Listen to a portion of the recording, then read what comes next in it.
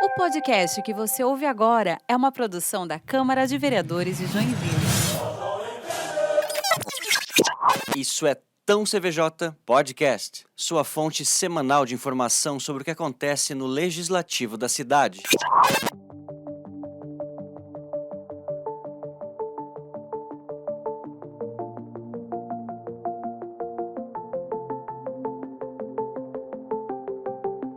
Sejam bem-vindos ao Isso é Tão CVJ. A partir de agora, a nossa equipe de jornalismo vai te ajudar a entender o que rola na Câmara de Vereadores de Joinville.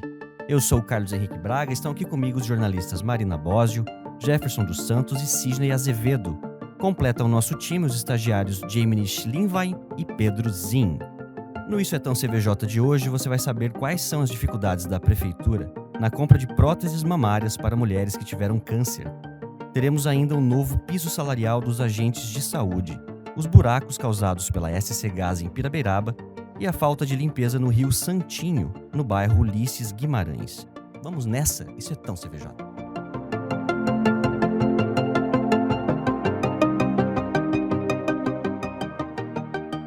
Começamos pela saúde. Jefferson, você cobriu uma discussão sobre as dificuldades que a Prefeitura enfrenta para comprar próteses mamárias. Essas próteses são para mulheres mastectomizadas. Vamos ajudar agora o ouvinte a entender o que está acontecendo. Olá, Jefferson. Olá, Carlos. Bom dia, boa tarde, boa noite a todos que nos escutam. Então, eu acompanhei a Comissão de Saúde na segunda-feira, dia 15 de agosto, e vamos começar pelo problema, então, para a gente começar a entender, vamos ao problema. O problema é que as licitações que a Prefeitura de Joinville tem tentado fazer para requisitar a compra de implantes mamários, sejam próteses ou expansores, para as cirurgias de reconstrução mamária de pacientes que tiveram câncer, elas não estão tendo resultados. Na realidade, como é falado dentro do serviço público, as licitações estão desertas, que é quando nenhum licitante comparece para vender esse produto. E a Comissão de Saúde não tinha esse tema em pauta, foi um requerimento da Procuradoria da Mulher, e como a procuradora, que é a vereadora Tânia Larsson, do União Brasil, estava acompanhando a reunião, o presidente William Tonesi colocou o tema em discussão. A vereadora Tânia Larsson, então, como eu falei, ela estava na reunião, e defendeu uma solução para esse caso das licitações, porque, na opinião dela, as mulheres que aguardam esses implantes, elas estão já depressivas. Segundo informações que a Tânia Larsson passou, a fila de espera em Joinville tem entre 50 e 60 mulheres. Mas, na avaliação da vereadora, a tendência é que haja um aumento desse número de mulheres justamente pela falta do insumo. E há algumas mulheres que estão na espera desses implantes desde 2018. Eu separei um trecho da fala da vereadora Tânia Larsson que ajuda a gente a compreender um pouco melhor esse assunto. O problema da prótese mamária não é de hoje. Já vem se alastrando de 2018 para frente. Há tempos atrás, a gente começou recebendo uma denúncia, depois a gente recebeu duas. Essa semana, já que começa hoje, eu já recebi mais duas. Então, muitas mulheres já estão entrando no processo de cirurgia, já estão preocupadas na reconstrução mamária. E isso, vereador William, eu como mulher, eu me imagino no lugar delas, mutiladas, às vezes algumas totalmente depressivas, estão naquela ansiedade de que aconteça algo de transformação na vida delas, algumas jovens, outras mais idosas. Diante da fala da Tânia, o secretário de Saúde do município, André Kolasek, que estava participando da reunião também, afirmou que essa pauta é a pauta número 1 da secretaria atualmente. Ele contou que já chegou a fazer ajuste nos editais da prefeitura, com o objetivo, de atrair algum interessado para fornecer esse insumo, mas não funcionou. As outras licitações que foram feitas na sequência também não tiveram interessados. E com essas tentativas já fracassadas, o secretário vê dois outros caminhos. Primeiro, a hipótese de compra emergencial, que é possível após sucessivas licitações sem sucesso. Mas ele acredita que também é complicado esse caminho da compra emergencial, porque nesse caso, o insumo precisa estar em consignação e o médico apenas no momento da cirurgia consegue avaliar qual é o modelo de prótese adequada para cada caso. Além disso, é necessário um preço razoável. O Kolasek comentou que já vivenciou outras situações similares de compra emergencial que o fornecedor aparece, mas com um preço acima dos praticados pelo mercado, e também não é a intenção da prefeitura. A segunda possibilidade é a entrada de Joinville no Sim Catarina, que é um consórcio estadual de municípios, e esse consórcio ele reúne as necessidades de vários municípios para fazer uma licitação em conjunto. Criado em 2010, o consórcio reúne cerca de 240 municípios do estado e tem como principais objetivos licitações compartilhadas, compras conjuntas, gerenciamento de manutenção de frotas de veículos, entre outras ações. A entrada de Joinville no Sim Catarina passou na Comissão de Urbanismo no dia seguinte, foi na terça-feira, dia 16, e ontem, quarta-feira, dia 16 de agosto, os vereadores aprovaram o projeto no plenário, e que possibilita, de fato, então, a entrada de Joinville no Sim Catarina. O que falta agora é a sanção do prefeito para que Joinville possa participar do consórcio e também dessas licitações em conjunto. Obrigado, Jefferson. E ainda falando sobre saúde, os agentes comunitários de saúde e de combate às endemias estão na luta por um novo piso salarial. O valor é de R$ 2.424. O Pedro Zin cobriu essa discussão e pode explicar para a gente. Oi, Pedro. Olá, Carlos. Olá, ouvintes. Olá, pessoal da bancada. É isso aí. Essa semana rolou uma reunião extraordinária das comissões de legislação, de finanças e de saúde aqui no plenário, e a casa estava cheia. Foi uma ampla discussão do projeto de lei complementar número 41 de 2022, que estabelece aí justamente o piso salarial dos agentes comunitários de saúde e dos agentes de combate às endemias, As abreviações são ACS e ACE. E o principal motivo dessa reunião é que os servidores e o SINSEG identificaram algumas diferenças entre a emenda do governo federal, que originalmente definiu o piso salarial dos agentes, com o projeto que foi apresentado aqui na Câmara. A maior reclamação é de que uma gratificação específica prevista na Lei Complementar 301 de 2009 não estava incluída.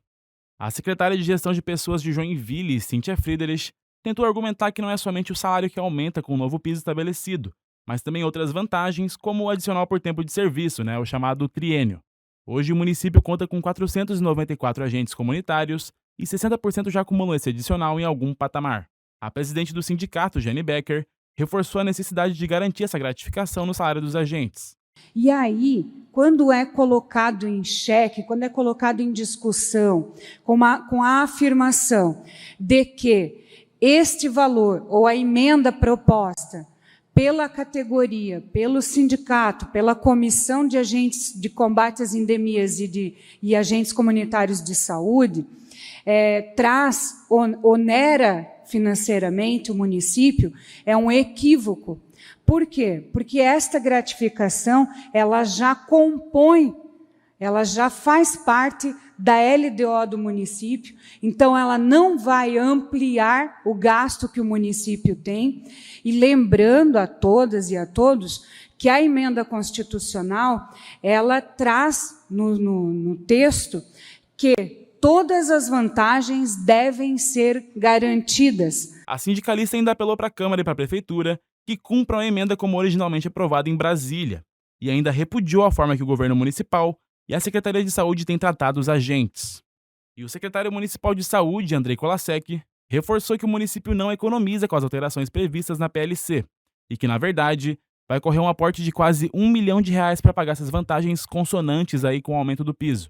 Ele apresentou alguns valores para a gente poder visualizar melhor, no caso, ouvir e entender melhor, o aumento desse piso salarial aí. O agente comunitário de saúde que teve ingresso no município no ano de 2021, por exemplo, ele vai ter uma remuneração bruta de R$ 3.721, o que tem um acréscimo de R$ 778 em relação ao vencimento que ele recebe hoje. O agente comunitário de saúde que teve ingresso em 2008, ele vai receber uma remuneração bruta de R$ 4.303, um acréscimo de R$ 907 em relação ao vencimento que ele recebe nos dias de hoje. Por outro lado, o agente comunitário de saúde que ingressou no ano de 2002, ele vai receber uma remuneração bruta de R$ 4.594, com um acréscimo de R$ 971 em relação aos valores que ele recebe hoje. Para finalizar, o vereador Alisson Júlio, que é presidente da Comissão de Legislação, do Partido Novo, comentou que as ações e os investimentos na área da saúde vão se refletir dentro dos hospitais. Ele também pontuou que o projeto encaminhado é obrigatório para que o município autorize o pagamento aos servidores da saúde e que o dever da Comissão de Legislação é, unicamente, analisar se o projeto vai cumprir todos os quesitos da legalidade. Depois, ele requereu prioridade do parecer técnico à Subprocuradoria Legislativa da Comissão para analisar, com base nos pontos abordados na discussão do dia, a validade desse projeto, que segue em pauta e ainda deve passar pelas comissões de saúde e de finanças. Bem, acabou de começar a tramitação, né, Pedro? Qual que é o número do projeto mesmo? O número é 41 de 2022. 2022. Então vamos ficar de olho aí e trazer para os nossos queridos ouvintes. Obrigado, Pedro. Agora a gente vai lá pro bairro Ulisses Guimarães. Quem vai levar a gente é o Sidney. Fica lá na Zona Sul esse bairro. Sidney, tá faltando a limpeza de um rio lá no Ulisses Guimarães. O que tá acontecendo? Bem, olá Carlos, olá colegas jornalistas, ouvintes, também os nossos estagiários. Hoje é o dia do estagiário, hoje é dia da gravação, no caso, não da exibição, mas de qualquer forma, fica um abraço para todos os estagiários de Joinville que eventualmente estejam ouvindo o nosso podcast. Bem, a limpeza de rios e valas é um tema que normalmente a gente não traz aqui para o podcast, né? E é uma atividade fundamental porque quase toda a área urbana de Joinville fica em cima da bacia hidrográfica do rio Cachoeira. E o problema disso é que o acúmulo de sujeira e sedimentos variados pode resultar no transbordamento desses rios e causar vários transtornos, né? E ainda devem estar frescos na memória dos nossos ouvintes os transtornos que a chuvarada do último dia 10 causou por toda a cidade. Na última sessão da semana passada, dia 17 de agosto, o vereador Brandel Júnior, do Podemos, fez um pronunciamento bastante enfático sobre a falta de limpeza do rio Santinho, principalmente nas proximidades da rua José Clara de Oliveira, lá no bairro Ulisses Guimarães. Vamos ouvi-lo. Há mais ou menos uns 6 meses atrás, estive sentado com o secretário da SAMA, representantes da CEINFRA, representantes da Água de Joinville. Lá no Ulisses Guimarães, existe um rio que agora me falha a memória, o nome, e precisa ser limpo. Salles conhece muito bem a região onde eu estou falando. E não foi feito, porque precisa de um ofício que vem da CAGE vai para a SAMA autorizar a CEINFRA fazer. Sabe o que acontece, vereador Érico? Líder do governo, e tão importante, repasse isso para o governo, porque hoje eu estive lá junto com o presidente, nos chamaram. Pessoal revoltado, porque estão pedindo há mais de um ano, mas nada foi feito. Porque se nós entrarmos com as máquinas, nós vamos ter o Ministério Público, entendo toda a parte legal. Mas agora, desde o início do ano, estivemos lá. Cadê a comunicação dessas 3 partes? CAGE, CEINFRA, SAMA, já era para ter resolvido. Agora eu quero fazer uma pergunta aqui, senhoras e senhores. Entra água na sua casa, Jovita? Entra água lá na casa do presidente do Schneider, da Águas de Joinville? Jorge Sá, meu amigo, entra água na sua casa? Não entra, porque se entrasse, era prioridade. E eu quero isso resolvido e vou batalhar aqui para resolver. Porque o pobre vem sofrendo porque não é prioridade. Se eu estou aqui, é pelo menos favorecido e vou lutar. Doa a quem doer. Antes de prosseguir, vale observar que o vereador disse, na hora do pronunciamento, não se lembrar do nome do rio. Mas esse é um fenômeno que é bastante interessante a gente parar para pensar, porque é bem provável que a maioria dos joinvilenses nem saiba o nome dos rios sobre os quais caminha aqui na cidade, dado o alto número de galerias e tudo mais, né?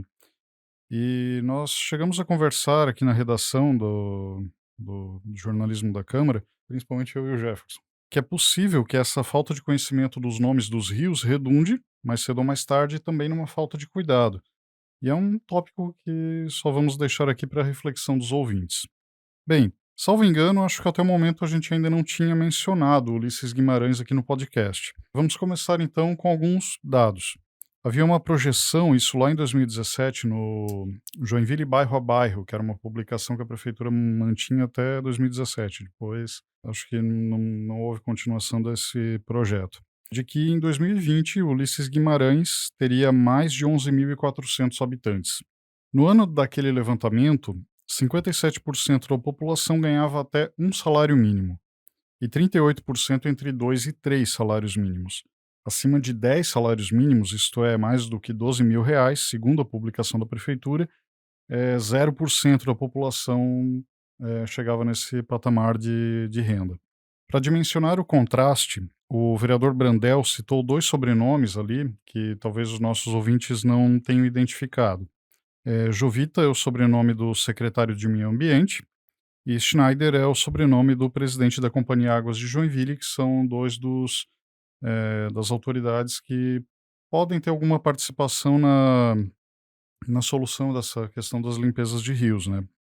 Principalmente na parte de facilitar a tramitação de documentos e tal. O vereador, aliás, tem mantido contato com esses e outros órgãos públicos já há algum tempo. Em março e julho, março a primeira reunião, em julho a segunda, ele esteve reunido com a população desses bairros e com esses órgãos no local lá para cobrar a realização da limpeza. Para contexto, também o território do bairro ele é margeado por 2 rios, né? O já mencionado Santinho, pelo oeste, e o Rio Velho, a leste, mas esse já um pouco mais distante da área urbanizada do bairro.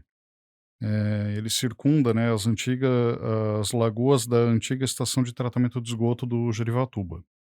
Entre os equipamentos públicos, né, que o Ulisses tem, existem uma escola de ensino médio, essa já quase na divisa com o bairro Jerivatuba, e no meio do bairro tem um CI, um Centro de Educação Infantil, e uma unidade básica de saúde da família. O Joinville bairro a bairro, na época, inclusive, citava uma única praça.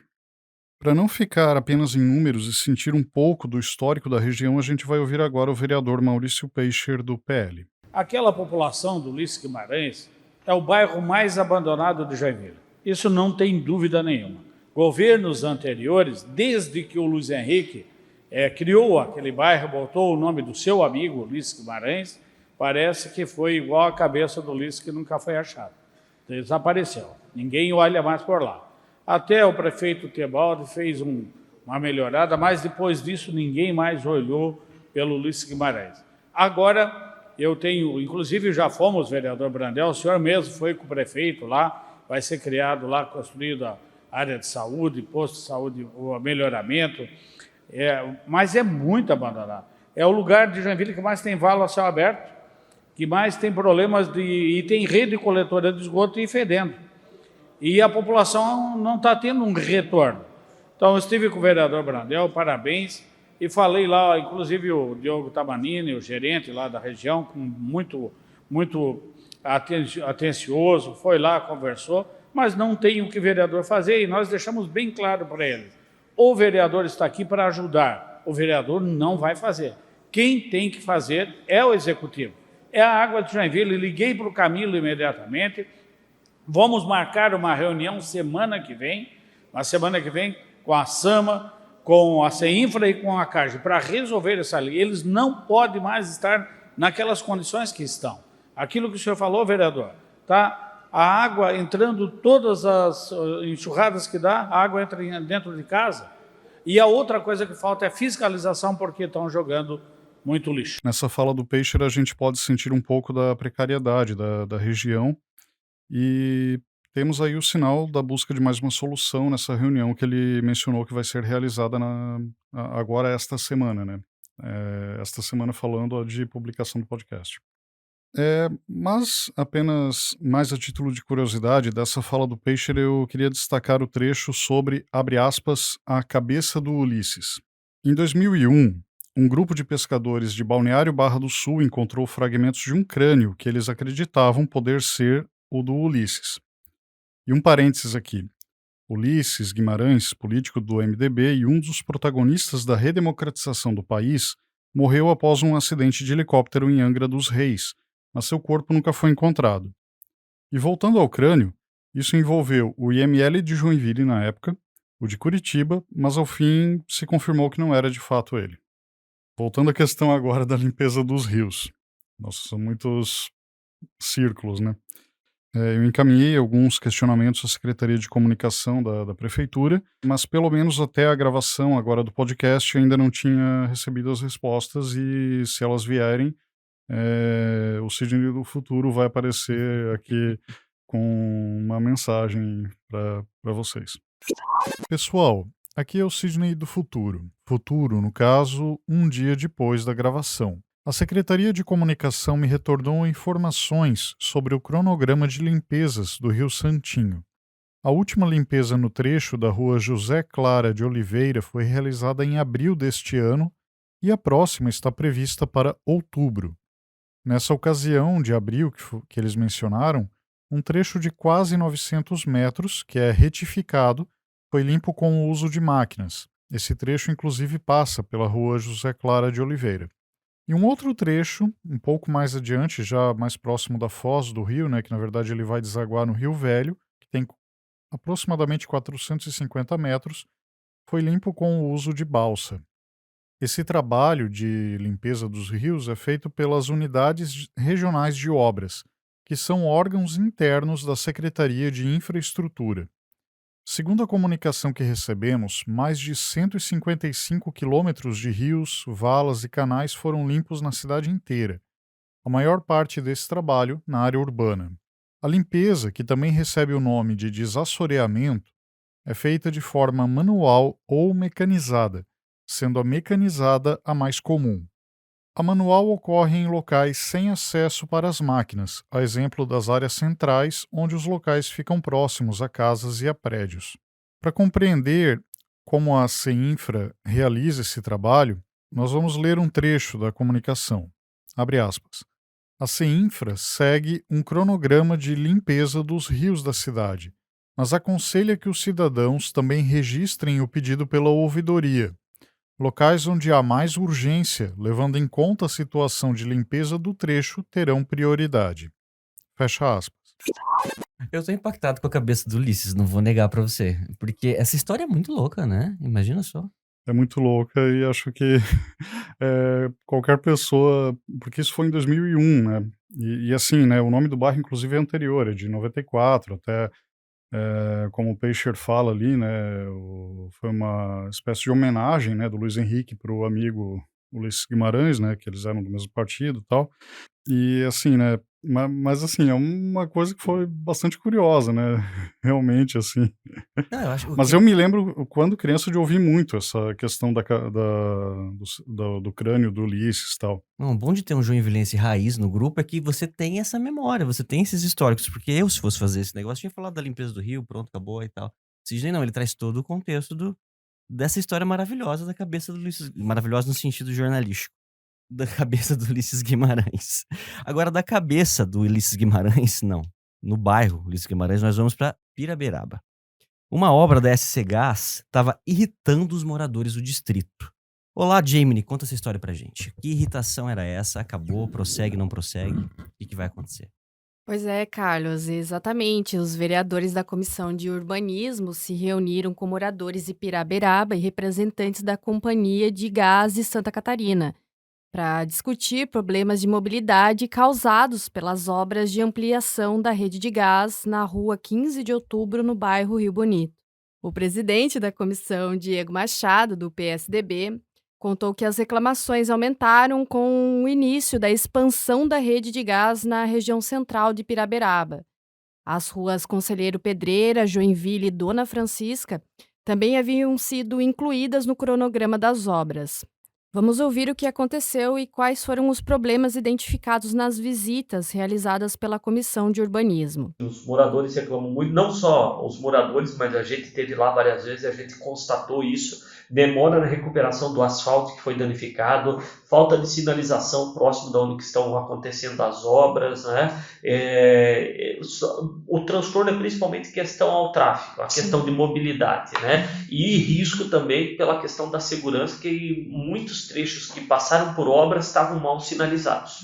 Vocês chegaram a receber algum tipo de reclamação de algum Um problema específico? Inúmeros, né? Inúmeros. Né? Nos últimos meses a gente recebeu dezenas e mais dezenas de reclamações de todos os tipos, de vários pontos onde estavam acontecendo as obras, desde má recuperação do asfalto, como falta de sinalização, todos esses problemas que eu já falei aqui, eles se repetiram, as reclamações se repetiram ao longo de muitos meses. A Sandrine Bergman, que é presidente da Associação de Moradores do Rio Bonito, disse na reunião pública que ocorreu na segunda-feira passada, dia 15, que por causa da má recuperação do asfalto, ela vem recebendo reclamações de moradores que estragaram as rodas dos carros por causa desses buracos.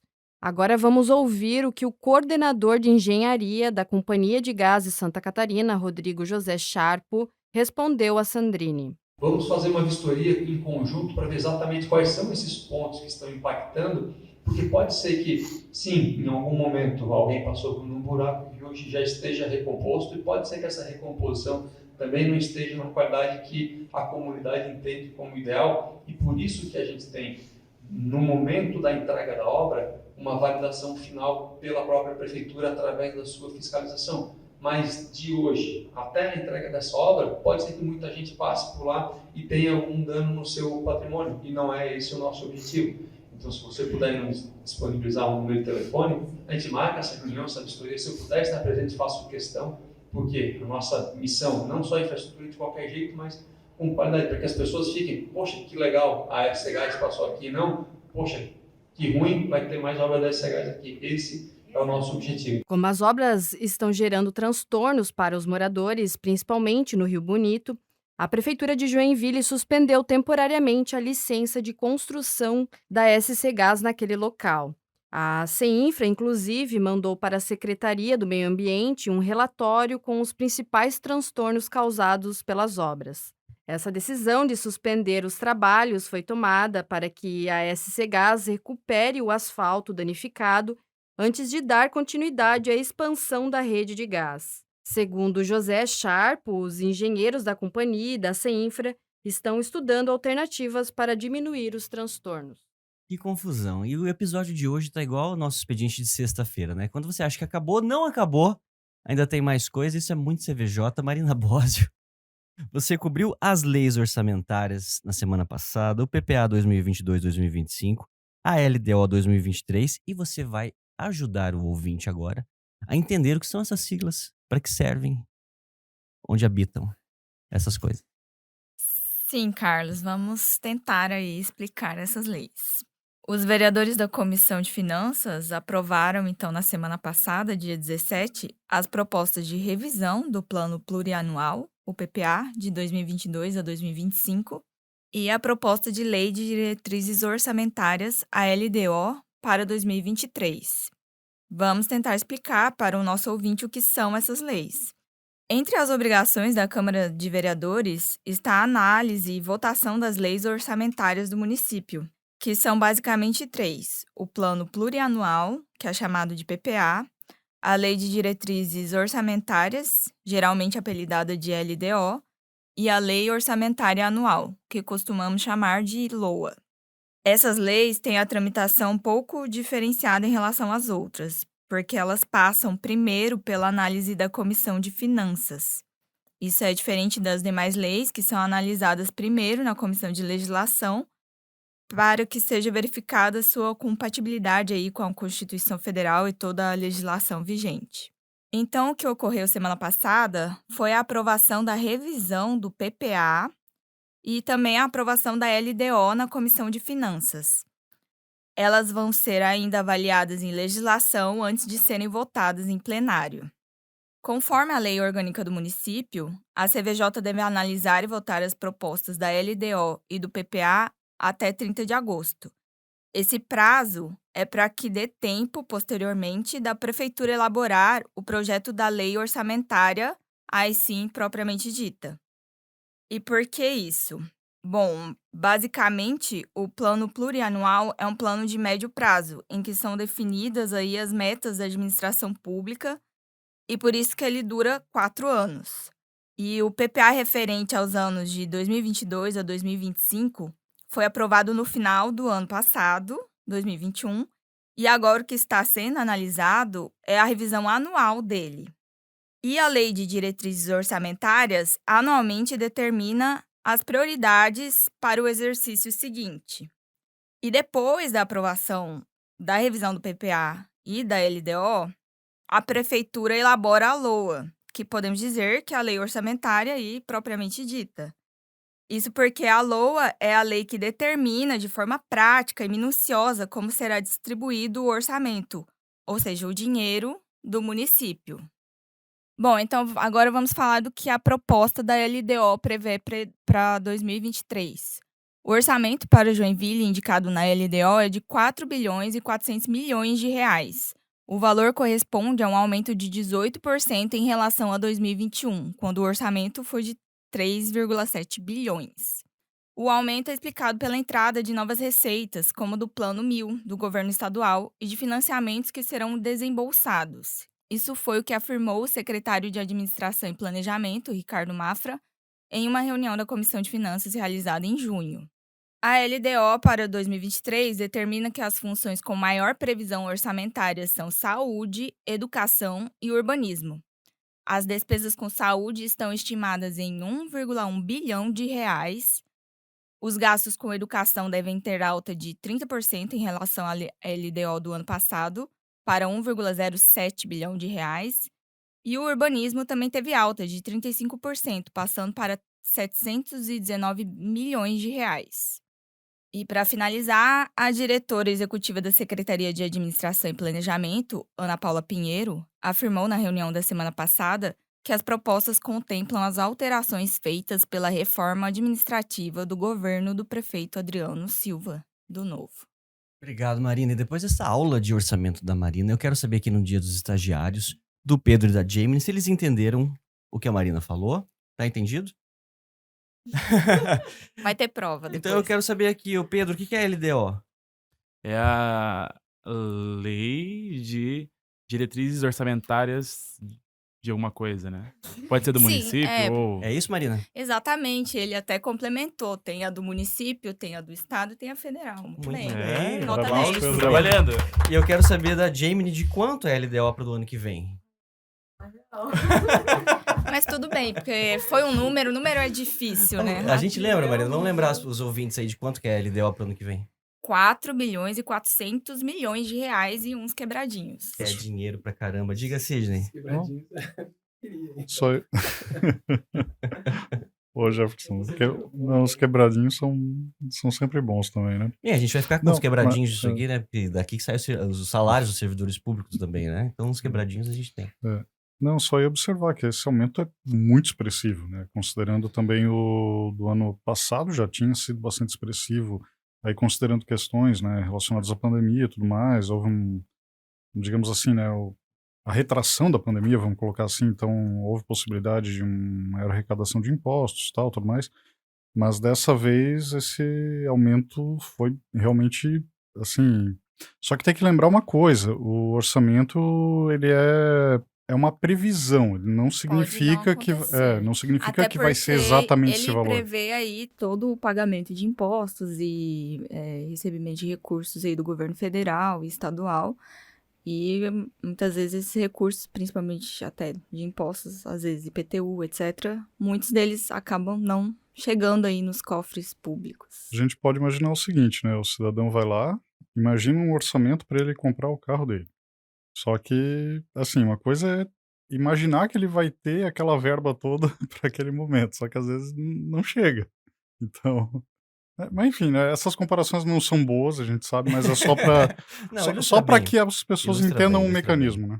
Gente, depois dessa saga que foi esse episódio aqui, que já deve estar durando horas, eu já perdi o controle completamente de tudo. Eu queria agradecer a vocês e esperar que a gente se encontre na semana que vem como uma previsão, uma boa previsão também, né, Sidney? Muito obrigado, Sidney. Muito obrigado, Carlos, e muito obrigado a todos que nos acompanharam nesta edição extensa. Obrigado, Jefferson, que vai chegar no microfone aqui do Sidney agora. Valeu, Carlos. Obrigado a todos pela paciência. Até a próxima. Obrigado, Marina. Valeu pelas explicações. Foram ótimas. Obrigada, ouvintes. Obrigada aí a todos da mesa. Obrigado, Jamie. Vamos estudar o orçamento. Obrigada, no próximo episódio. Carlos. Brincadeira, tá? Obrigado, Pedro. Parabéns por prestar atenção no orçamento. Achei que era pelo Dia dos Estagiários. Mas Também. valeu, Carlos, valeu, bancada, e valeu, ouvintes que ouviram até aqui, né? E assim chegamos ao final deste episódio. Se você ainda nos segue, não nos segue, aliás, não se esqueça de seguir o Isso é Tão CVJ nas plataformas de streaming e de avaliar o podcast como 5 estrelas, se você gostar, quiser e puder. O podcast Isso é Tão CVJ tem trabalhos técnicos de Rinaldo Barbosa Amaral e equipe. A edição é de Pedro Gonçalves Neto, a chefia de jornalismo é de Felipe Faria, com a direção de comunicação de Luiz Fernando Batiste.